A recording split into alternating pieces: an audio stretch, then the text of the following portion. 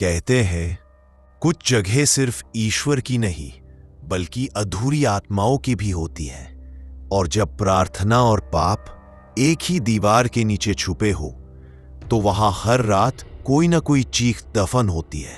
ये कहानी है सेंट मार्था चर्च की, जहां एक नन हर रात अपने पापों से माफी मांगती थी, लेकिन शायद कोई और भी वहां उसके साथ जाग रहा था। और उसी रात चर्च के नीचे एक क्रॉस हिला। पता नहीं किसी ने उसे छुआ था या वो खुद हिल गया था। स्वागत है क्रॉस के नीचे दफन चीख में। अगर आप अकेले देख रहे हैं तो अब पीछे मत देखना। रात का 1 बज रहा था। बंगाल के पुराने पहाड़ी शहर सेंट ल्यूक टाउन में एक चर्च था, चर्च ऑफ सेंट वेरोनिका। कहते हैं इस चर्च के पीछे का हिस्सा अब सील कर दिया गया है, क्योंकि वहां से हर रात किसी के रोने की आवाजें आती हैं। 1982 एक नई नन चर्च में आई। उसका नाम था सिस्टर हैना। वो शांत, मासूम और बहुत धार्मिक थी, लेकिन उसकी आंखों में एक अजीब खालीपन था, जैसे वो कुछ खो चुकी हो। पहली रात ही उसने कुछ अजीब महसूस किया। कमरे की दीवार पर लगी जीसस की तस्वीर खुद ब खुद झूलने लगी। हवा बंद थी, फिर भी दरवाजा धीरे धीरे खुला। हैना ने धीरे से कहा, कौन है वहां? हैना ने धीरे से कहा, कौन है वहां? कोई जवाब नहीं, सिर्फ एक ठंडी सांस की आवाज। और फिर दीवार पर एक काला हाथ का निशान उभर आया। अगले दिन सुबह मदर सुपीरियर सिस्टर मार्गरेट ने सबको चेतावनी दी, चर्च के पिछला हिस्सा जहां पुराना क्रॉस लगा है वहां कोई नहीं जाएगा। वो हिस्सा अब गॉड फॉरसेकन है।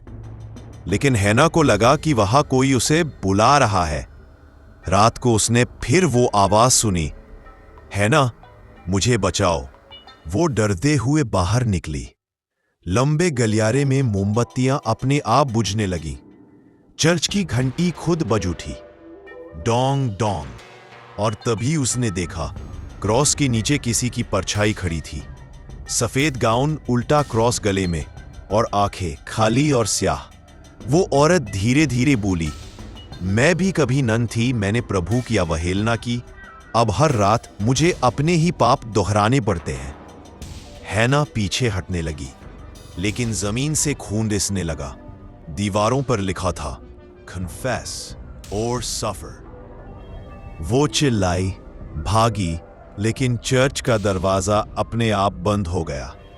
पीछे से किसी ने उसकी गर्दन पकड़ ली, ठंडी सड़ी हुई उंगलियां, और फिर अंधेरा।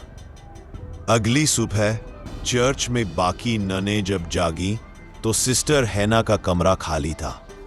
सिर्फ उसके बिस्तर पर लिखा था, मदर मार्गरेट ने जब पुराना तहखाना खुलवाया, वहां दीवार में एक लाश दफन थी, जिसकी उंगलियां अब भी अंदर से बाहर निकलने की कोशिश में टूटी हुई थी।